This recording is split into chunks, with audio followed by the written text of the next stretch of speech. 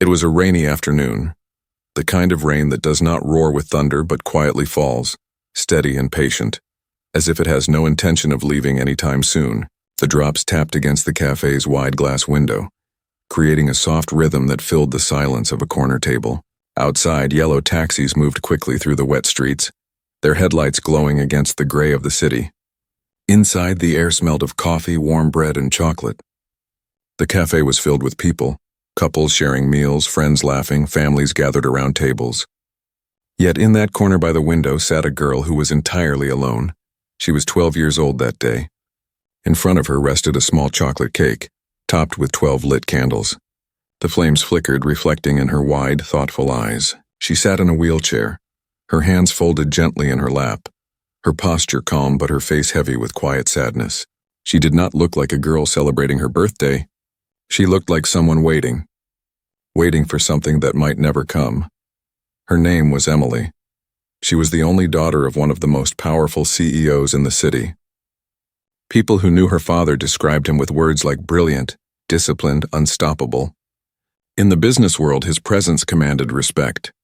But to Emily, he was simply Dad, a dad who had promised to be there, a dad who had promised to show up, a dad who had broken that promise more times than she could count. Emily kept glancing toward the cafe's door, each time a new customer entered. Her heart lifted for a second, only to fall again when it was not him. The cafe lights glowed warmly, but she felt cold inside. She reached for her fork, then stopped. She could not bring herself to cut the cake. What was the point of blowing out candles and making a wish when no one was there to cheer with her? Her disability had already made her feel separated from the world in so many ways. She had been paralyzed from the waist down since an accident years earlier. While other children ran, played, and chased each other through parks, she sat and watched from her chair.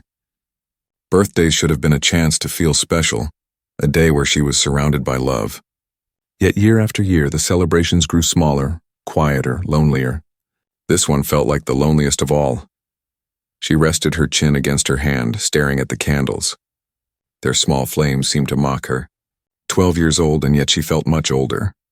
The world had already taught her the pain of absence, the weight of promises left empty. She whispered under her breath, not even sure if the candles could hear. Why does it always have to be like this? Around her, the cafe was alive. A mother reached across a table to wipe sauce off her toddler's cheek.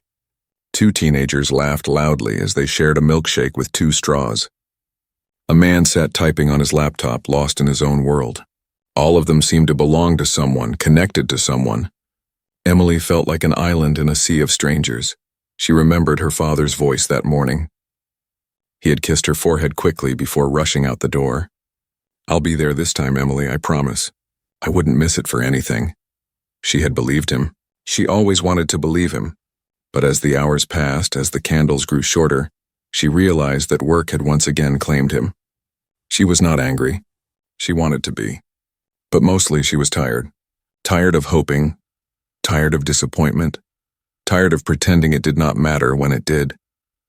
Emily reached into the paper bag that hung from the handle of her wheelchair. Inside was a small notebook, the one place where she allowed herself to write her feelings. She opened to a page where she had scribbled dreams in messy handwriting. "I want to travel. I want to dance. I want to have a friend who stays. I want my dad to remember me before his meetings." Her eyes lingered on the last line until they blurred with the sting of tears. She quickly closed the notebook, pushing it aside. She hated crying in public. People always stared at her chair, as if it defined her, and she could not bear to give them another reason to pity her. So she forced the tears back down, straightened her cardigan, and sat taller. If she was going to be alone, she would at least be strong about it. The candles burned lower. The wax dripped onto the chocolate frosting. The flame shadows danced against the window. She thought of blowing them out, but the moment felt wrong. Birthdays were supposed to be about wishes. What could she even wish for anymore? Another broken promise? Another year of waiting? She almost laughed at the emptiness of it. Then she noticed something. Across the room, a man had walked in with a little girl. The man carried a box wrapped in golden paper with a bow tied neatly on top. The little girl, dressed in a sparkling yellow dress, held a toy wand with a glittering star at the end. They looked like they had come from a celebration of their own. Emily's eyes met the little girl's for just a second. The girl smiled brightly, the kind of smile that comes without hesitation, without judgment. Emily quickly looked back at her cake, embarrassed. She was not used to strangers noticing her, except with pity. The man ordered something at the counter, then turned his head slightly toward Emily's table. He noticed the cake, the candles, the wheelchair, the solitude. His eyes softened. He whispered something to his daughter. The little girl's face lit up and she nodded eagerly. Together they walked toward Emily's table. Emily felt her chest tighten. She was not sure if she could handle more attention. She braced herself, her fingers gripping the edge of the table. The man stopped at her side. His voice was warm, steady, gentle. "Can we join you?" Emily blinked, caught off guard. No one had asked her that in so long. People rarely wanted to join her. They either avoided her chair out of discomfort or offered forced kindness that quickly faded. But this man's words felt different. They were not heavy with pity. They were simple, sincere. The little girl in the yellow dress raised her wand and added with innocent excitement, "Birthdays are not supposed to be lonely. You need friends to blow out candles." For the first time that day, Emily felt her lips curve into the smallest smile. It was shaky, uncertain, but it was real. She looked at them, then at her empty chairs, then back at her cake. With a quiet nod, she whispered, "Okay." The man smiled in return, setting the gift gently on the table. His daughter pulled out a chair, her dress sparkling under the cafe's light. They sat down, filling the empty space with presence, warmth, and something Emily had almost forgotten how to feel: belonging. In that moment, the rain outside no longer seemed so heavy. The candles no longer looked mocking. For the first time in years, Emily's birthday began to feel like a celebration. And it all started with 4 simple words from a stranger who cared enough to see her. "Can we join you?" The cafe grew quieter as the rain outside continued to fall. Its sound like a gentle drumbeat against the glass. Inside, the small table by the window was no longer empty. The man and his daughter had joined Emily, and though it had been only a few minutes, the atmosphere had already shifted. The gift with the golden bow sat between the cake and the empty coffee cup, waiting patiently, as if it already knew its moment would come. The little girl in the yellow dress leaned forward with sparkling eyes, tapping her wand lightly on the table as though she could sprinkle magic into the air. Emily watched her, unsure how to respond, unsure how something so unexpected could feel so right. The man noticed Emily's hesitation. He had seen that look before, the mixture of surprise and guardedness, the kind of look that comes from a child who had learned not to expect too much from people. He understood because he had a daughter of his own who sometimes carried the same expression. He leaned forward slightly, offering his hand in a gentle gesture of introduction. "I'm Marcus," he said softly, his voice calm but steady. "And this is my daughter, Lily." Emily glanced at the hand before slowly reaching out. Her own hand was small, pale, delicate, but she placed it in his for a brief shake.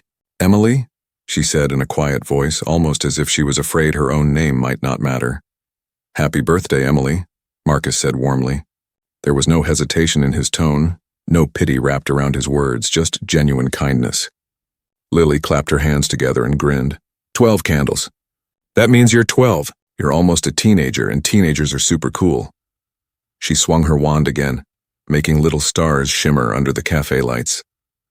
Emily felt a blush rise in her cheeks. It had been a long time since anyone outside of school had spoken to her so casually, without the shadow of her wheelchair looming over the conversation. She found herself smiling again, a little wider this time. The candles were still burning, and Marcus tilted his head toward them. "I think those candles are waiting for you," he said. "And I think wishes work better when you have people cheering for you." Emily's heart tightened. She thought of her father again. He was supposed to be sitting in Marcus's chair.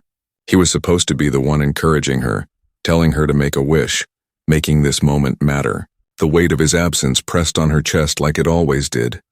Heavier on days like this. She swallowed hard, her eyes stinging for a moment, but she blinked quickly and pushed the tears away. She did not want Lily to see her cry. She leaned slightly toward the cake, staring at the candles. "I do not know what to wish for," she admitted softly. Lily giggled, "And that is the best part. You can wish for anything. I always wish for ice cream, but my dad says I should aim higher."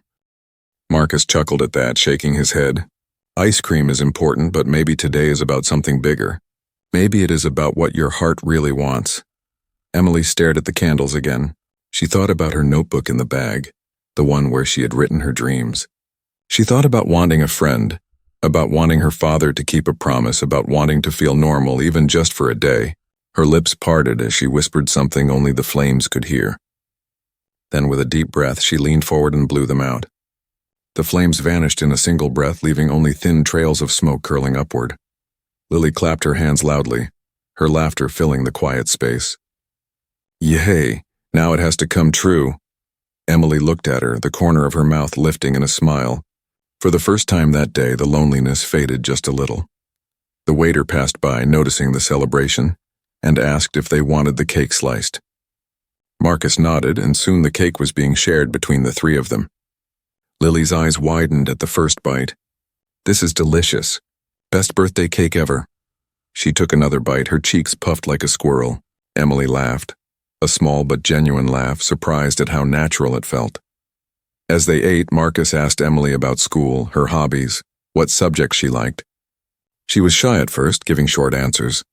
But Lily filled the silence with chatter about her own adventures. How she wanted to be a ballerina. How she once tried to build a rocket ship out of cardboard.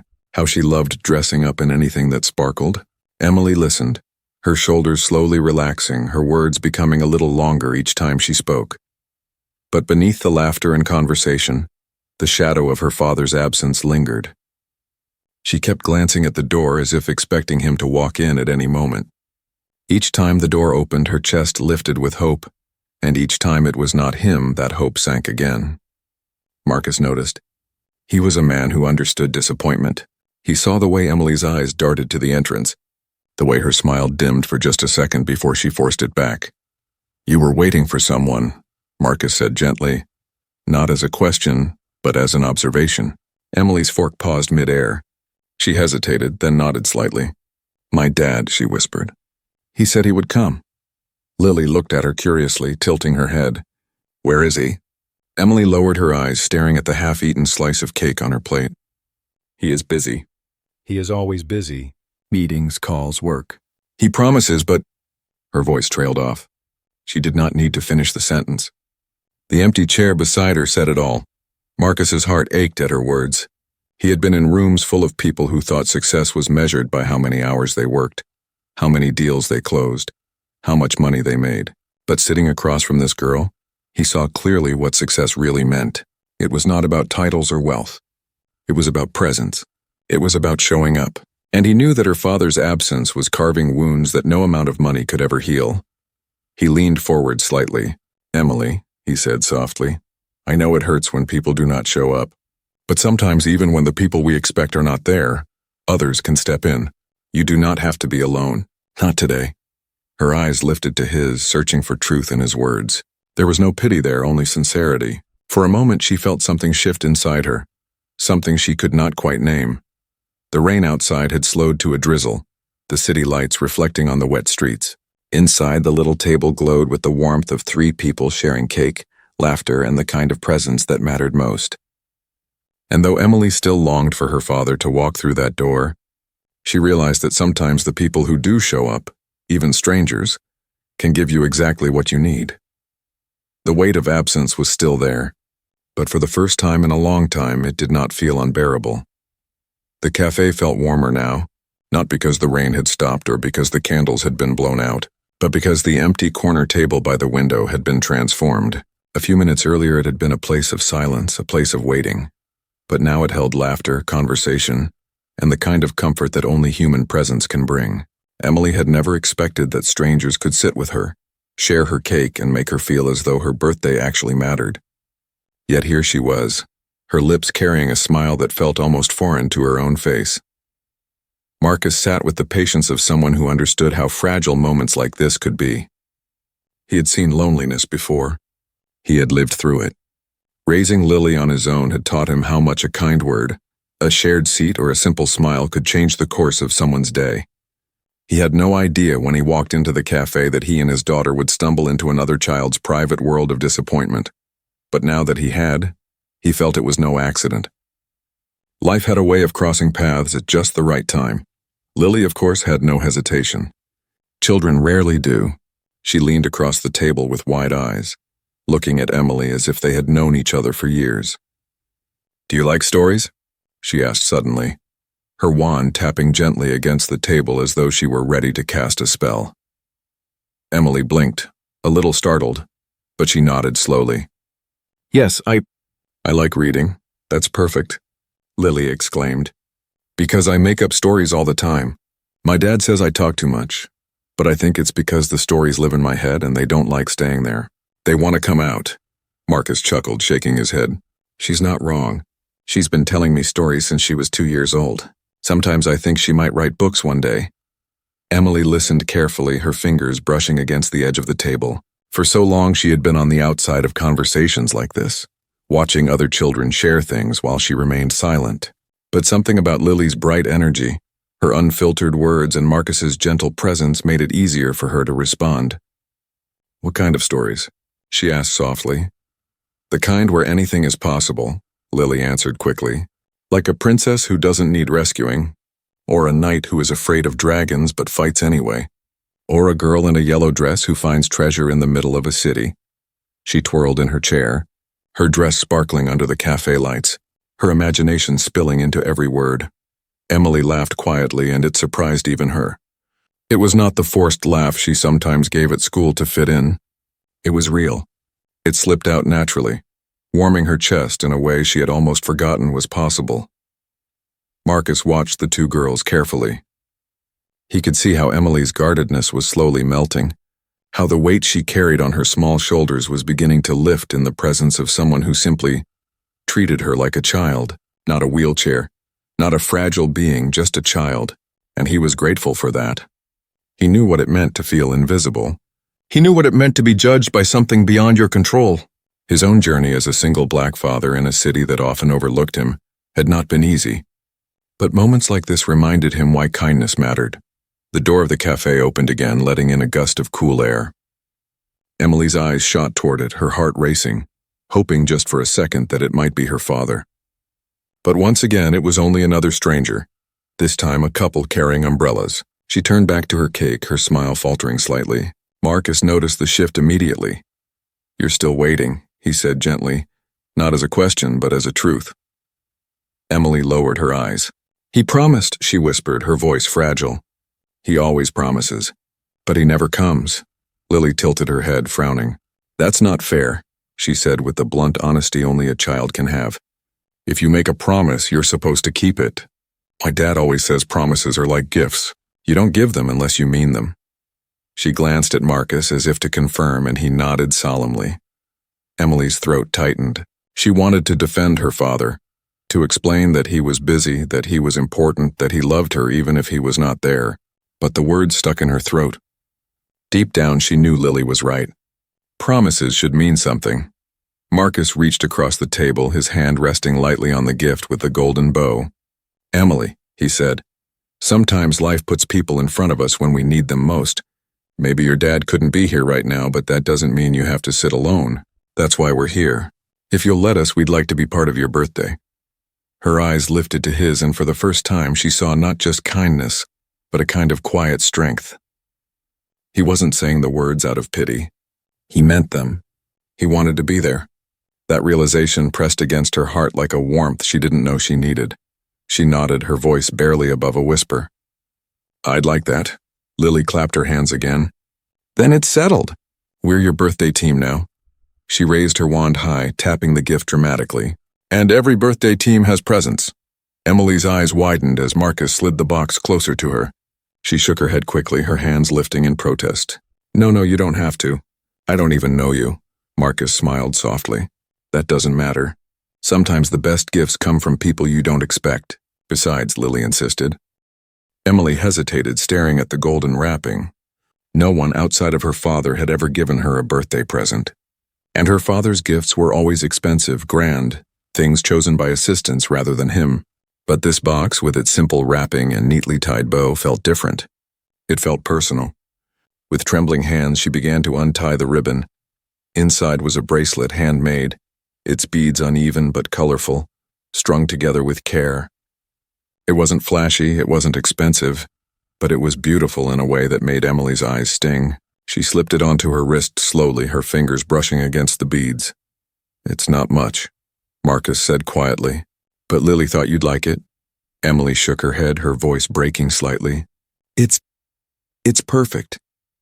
The cafe around them blurred for a moment as she looked at her wrist.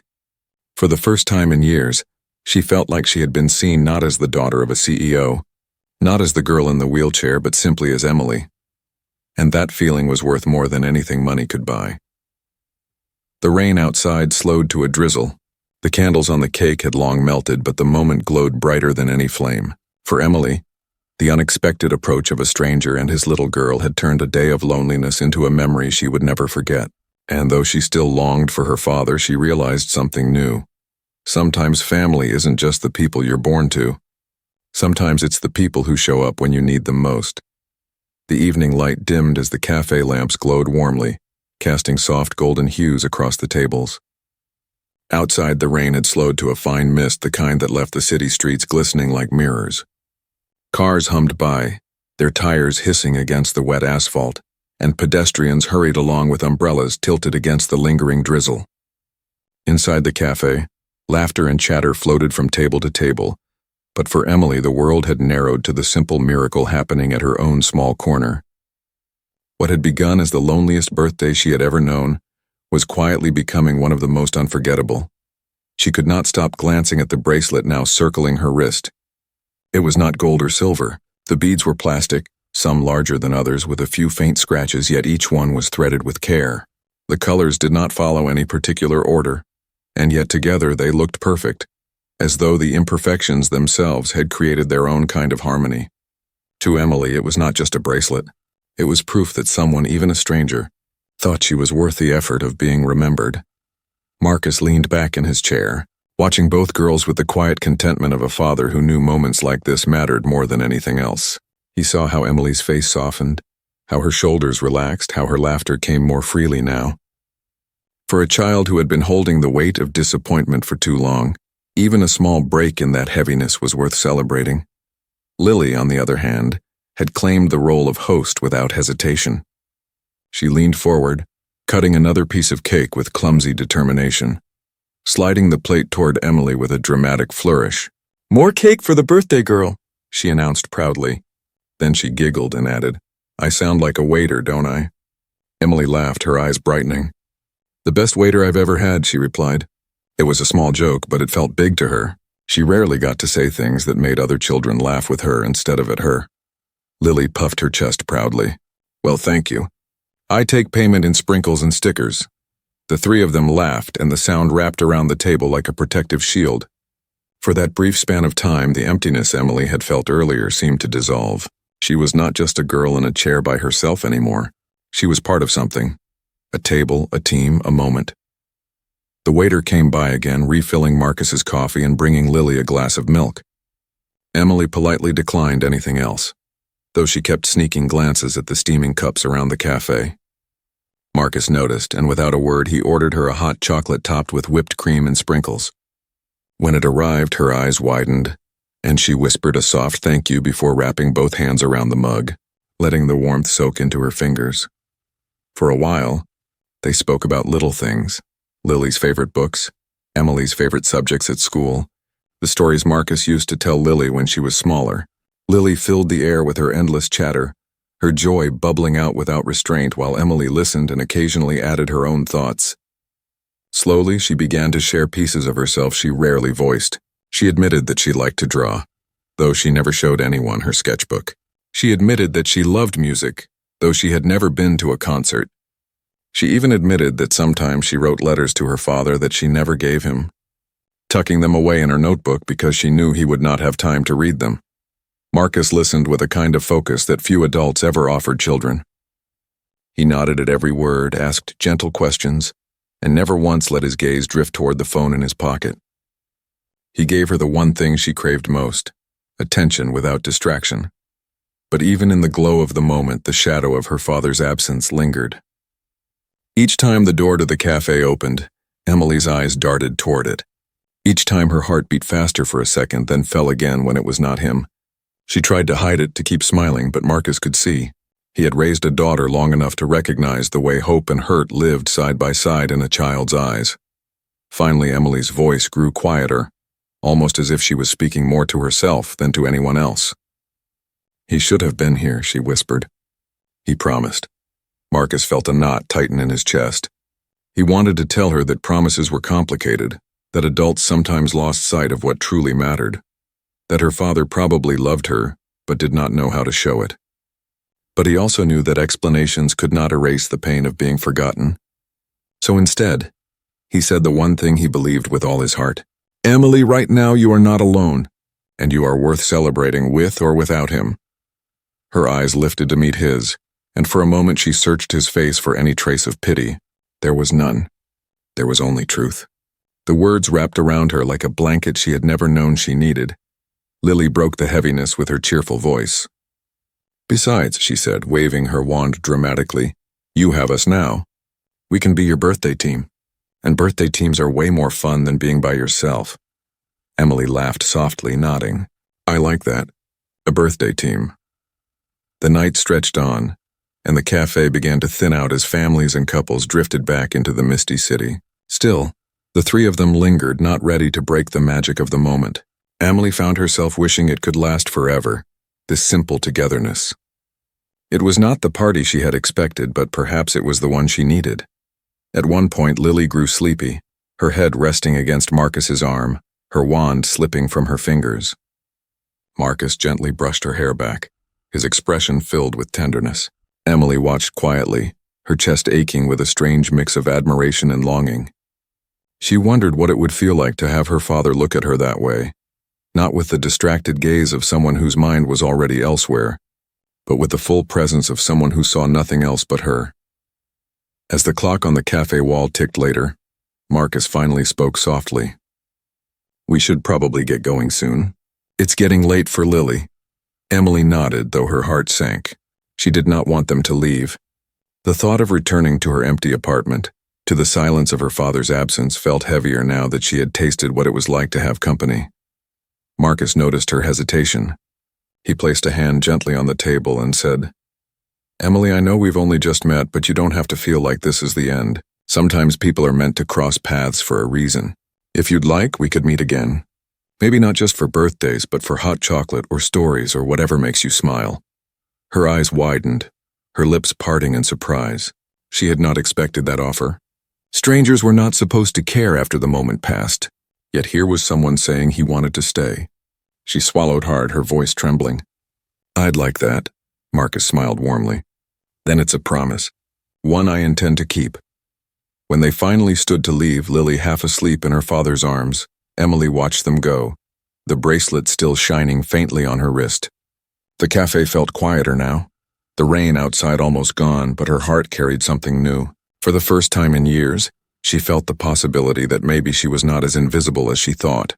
Maybe, even when her father failed her, the world had other ways of showing up. And as she wheeled herself slowly toward the door, glancing one last time at the table that had been filled with laughter and light, she whispered softly to herself, "Maybe wishes do come true, just not the way we expect." The city had grown darker by the time Emily returned home. The tall glass building where she lived stood like a tower against the night sky, its windows glowing with the cold light of success. Her father's name was etched on the building's top floor, a reminder of his empire, his ambition, his ceaseless climb toward something bigger. Inside their apartment, everything was polished, modern, and quiet. Too quiet. Emily wheeled herself inside, the bracelet on her wrist clinking softly as she moved. The place was large, with high ceilings and walls decorated with expensive art, yet none of it made her feel at home. The silence pressed down on her the moment she entered. Normally, this silence gnawed at her heart, but tonight it was different. Tonight she carried the laughter of Lily and the warmth of Marcus in her memory, like little sparks that pushed back the darkness. She placed the leftover cake on the kitchen counter. It looked small against the marble surfaces, almost lost in the vastness of the apartment. She poured herself a glass of water and sat there for a moment, staring at the empty chair where her father usually sat, if he came home before she had already fallen asleep. She wondered if he would notice the cake when he arrived, if he would even ask about it, or if work would drown out every reminder that it was her birthday. Her heart ached at the thought, but she looked down at the bracelet again. It was imperfect but alive with meaning, something no assistant had ordered or secretary had arranged. It had been chosen, created, and given with love, and that made it priceless.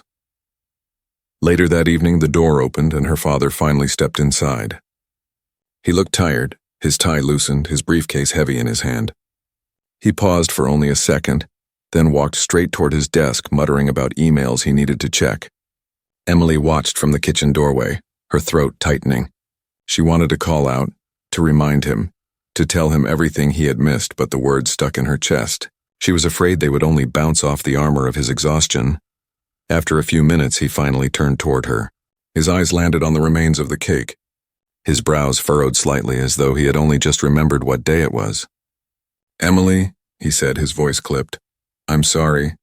The meeting ran long. Did you celebrate?" The question hurt more than she expected. It was as if her birthday had been reduced to an afterthought. But before she could answer, something inside her shifted. She remembered Marcus's words. Sometimes the people we expect aren't there, but others step in. She straightened in her chair, her fingers brushing the bracelet on her wrist. "Yes," she said softly but with a quiet strength that surprised her. "I celebrated." Her father blinked, surprised. "With who?" Emily hesitated. Part of her wanted to shield the moment, to keep Marcus and Lily as a secret treasure untouched by her father's indifference. But another part of her wanted him to understand what he had missed. "Some new friends," she said finally. "A dad and his daughter. They sat with me. They made it special." Her father's expression faltered for just a second, but then he nodded, as though trying to process what that meant. He muttered something about being glad she wasn't alone, but the weight of his absence still hung between them. That night, as Emily lay in bed, she held the bracelet close. She thought of Lily's laughter, Marcus's kindness, and the way the cafe had felt so alive. For the first time in years, she felt like she had been part of something real, something that mattered, and though her father had failed her again, she realized she did not have to measure her worth by his presence. She was worthy because she was herself, because she had a heart that longed for connection and had finally found it. The days that followed carried small but powerful changes. Marcus kept his promise. A few afternoons later, he and Lily met Emily at the park near her home. The girls sat together, drawing in their notebooks, while Marcus read aloud from a book he had brought. People passing by might have thought they were an ordinary family, and for Emily, that feeling was a gift she had longed for. She found herself talking more, laughing more, even daring to dream again. She showed Lily her sketches, nervous at first, but Lily clapped her hands with excitement. "You're amazing," she said, holding up one of Emily's drawings as though it were a masterpiece. For Emily, those words meant more than any praise she had ever received. At school, Emily began to carry herself differently. She still faced stares and whispers, but now she had something stronger to hold on to. The knowledge that she was not invisible. She had people who saw her, who cared for her, who made her feel like she belonged, and that knowledge gave her a new kind of courage. Her father noticed the change too. At first, he did not understand it. He saw her smiling more, talking more, and he wondered what had caused it. Slowly, he began to realize that the world he had built with wealth and power had never given her what she needed most: presence, love, connection. Watching her grow lighter made him question everything he had chosen, every meeting he had prioritized, every promise he had broken. One evening, he came home earlier than usual. Emily was surprised to see him standing in the doorway as she worked on a drawing. He looked at her quietly for a moment before speaking. "Emily, I want to do better.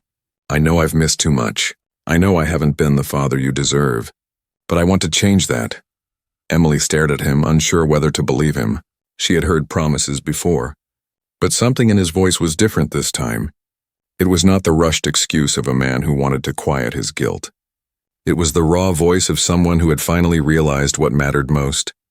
She nodded slowly, her heart cautious but hopeful. "Then be here," she whispered. "That's all I want. Just be here." Her father crossed the room and knelt beside her chair, placing his hand gently over hers. For the first time in years, she felt his presence not as a shadow but as a light. The gift of presence, she realized, was more powerful than any fortune, any empire, any title. It was the one thing her father had never given her, and now, perhaps, He was finally ready to learn how, and as she looked at the bracelet on her wrist, she silently thanked Marcus and Lily, because their kindness had reminded her of something her father was only just beginning to understand, that love is not measured in promises, but in the courage to show up. The sound of keys turning in the lock was usually unremarkable in Emily's world. It often meant her father was finally home, long after she had eaten dinner, long after she had finished her homework, long after she had convinced herself not to wait up. But this night was different. She was sitting by the window, sketchbook open across her lap, when she heard the familiar click of the door. She braced herself for the usual hurried footsteps, the rushed apology, the distracted kiss on her head before he disappeared into his office.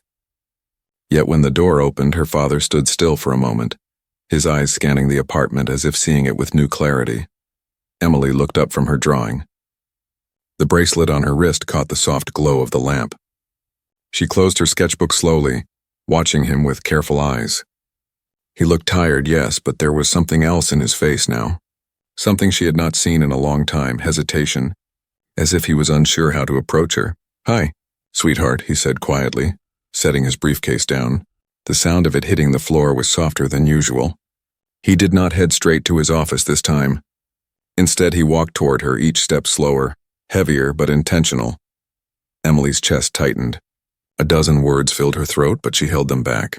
She did not want to hear another excuse. She did not want to hear another promise she knew would be broken. Still, she sat there, waiting. Her father sank into the armchair opposite her, loosening his tie with a weary hand. He looked at her with eyes that seemed older than his years. For a moment, silence stretched between them. The only sound was the faint hum of the city outside their tall windows. "I heard," he said finally, his voice low, "that you weren't alone on your birthday." Emily's fingers brushed against the beads of her bracelet. "No," she said softly. "I wasn't." He studied her, his jaw tightening slightly, though not with anger, more like guilt. "I should have been there." She did not respond right away. Instead, she opened her sketchbook again, flipping to a page she had drawn earlier. It was of 3 figures sitting at a table, themselves simplified but clear. One girl in a wheelchair, another in a bright dress with a wand, and a man with gentle eyes watching over them. She turned the book so her father could see. "This is who was there," she whispered. His eyes lingered on the drawing. For a moment, something cracked in his face, as if the walls he had built to protect himself from guilt were finally breaking. "They matter to you," he said quietly. Emily nodded. "They showed up?" Her father leaned back, pressing a hand against his temple. He had spent his entire life believing that his worth was measured in boardrooms and bank accounts, in stock reports and headlines. He thought building an empire was the greatest legacy he could leave. Yet here was his daughter, showing him with a single drawing that what she needed most had nothing to do with money. "I don't know how to fix all the times I wasn't here," he said, his voice breaking slightly, "but I want to try. I want to learn how to be your father again." Emily searched his face. She had heard these words before, but something in his tone was different now. Maybe it was the way his shoulders sagged, no longer holding the armor of a man who thought he could conquer everything. Maybe it was the way his eyes refused to look away from hers, steady and raw. "Then don't just say it," she whispered. "Do it." The words cut through the room like a quiet command. Her father nodded slowly, as though he understood this time that she was not asking for gifts or grand gestures. She was asking for presence. In the days that followed, he began to change in ways Emily almost didn't believe at first. He came home earlier, sometimes in time for dinner. He silenced his phone during their meals, forcing himself to leave the buzzing world of business outside their conversations. He asked her about school, about the stories she liked, about the sketches she had drawn that day. At first, the conversations were awkward, stilted, like strangers relearning how to speak. But little by little, the silence between them softened. One weekend, he surprised her by suggesting they go to the park. Emily hesitated, unused to such invitations, but she agreed. To her astonishment, Marcus and Lily were already there waiting.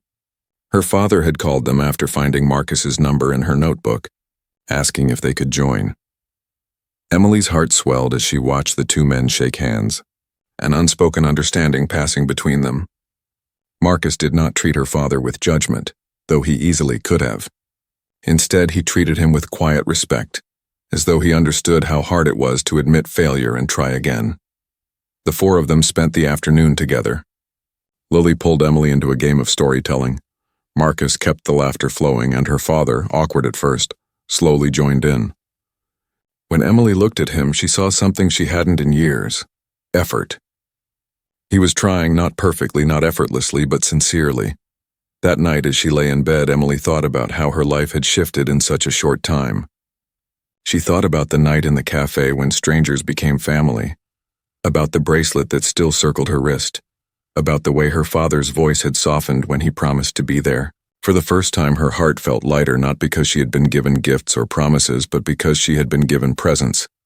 She whispered into the darkness, as though the words were a secret prayer. "Please don't stop trying." In the living room, her father sat alone, staring at a photograph of Emily as a small child on his desk. He traced the frame with his fingers and closed his eyes. He realized then that the empire he had built would mean nothing if he lost her. And for the first time in his life, he understood what true success looked like. Not the numbers in his bank account, but the smile on his daughter's face when he finally came home. The father had returned, not with riches, not with power, but with the one gift his daughter had wanted all along: his presence. The weeks turned into months, and little by little the rhythm of Emily's life began to change. The apartment that had once felt more like a museum than a home started to carry signs of warmth. The dinner table was no longer always set for one. The empty chair across from her was filled more often now, not with silence but with her father's presence. At first it felt strange, almost as though she was living in someone else's story. She had spent so many years preparing herself for disappointment that the simple act of him showing up felt like a miracle. It was not perfect. There were still days when his phone rang too much, when his thoughts drifted toward work, when he struggled to balance the empire he had built with the daughter who was learning to trust him again. But Emily noticed the difference. He was trying, and for her that meant everything.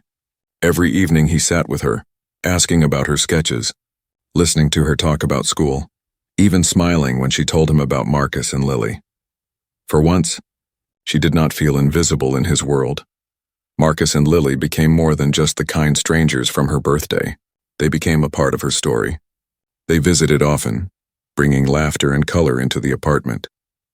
Lily spread her sparkle everywhere she went, from waving her toy wand to covering Emily's notebooks with stickers. Marcus, steady and calm, carried a quiet strength that reminded Emily of the cafe that night, when his words had saved her from sinking into loneliness. He never treated her as fragile, never looked at her chair before looking at her face. To him, she was simply a girl who deserved to be seen. One Saturday, the four of them went to the park again. The air smelled of grass and the first signs of spring, the trees budding with new life. Families gathered for picnics, children shouted as they chased kites, and the world felt alive in a way that mirrored Emily's heart. Lily skipped ahead, dragging Emily's wheelchair by the handle, her voice carrying as she told one of her endless stories about a princess who built her own castle.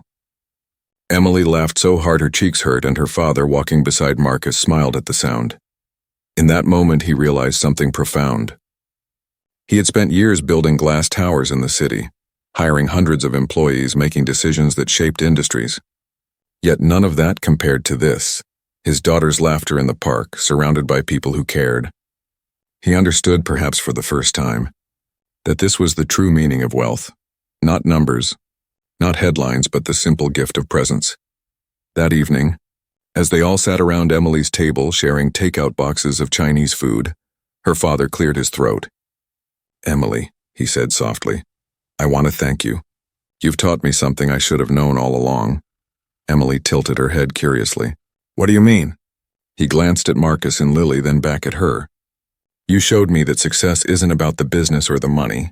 It's about being here with you, about keeping my promises. I can't change the years I missed, but I can change the years ahead, and I will."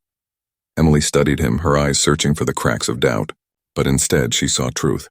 She saw the father she had longed for, the one she had begged for in silent wishes, finally standing before her.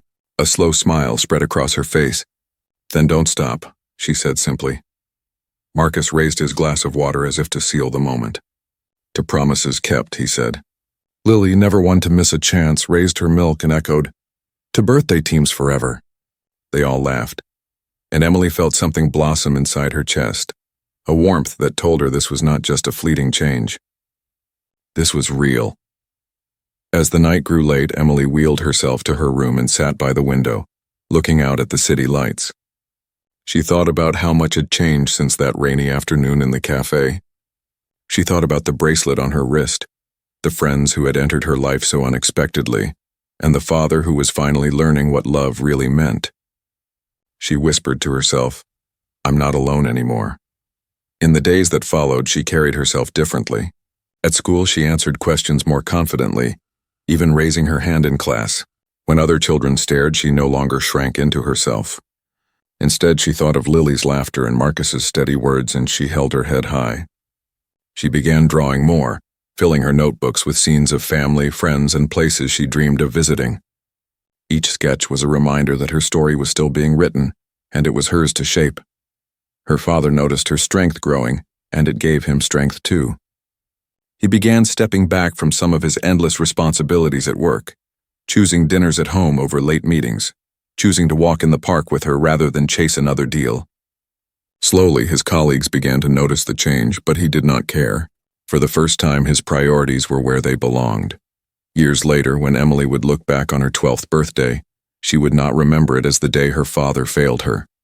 She would remember it as the day strangers became family, the day she learned that love often comes from unexpected places, the day everything began to change. She would remember Marcus's words that sometimes, even when the people we expect aren't there, others step in. She would remember Lily's laughter, her wand tapping against the table, and the bracelet that had made her feel priceless. Most of all, she would remember that her father did come back, not in the way she had first hoped, but in the way that truly mattered. Because in the end, the greatest gift she had ever received was not the cake, not the bracelet, not even the stories. It was presence. It was love. It was the lesson that lasts, that no amount of success can replace the simple, irreplaceable act of showing up.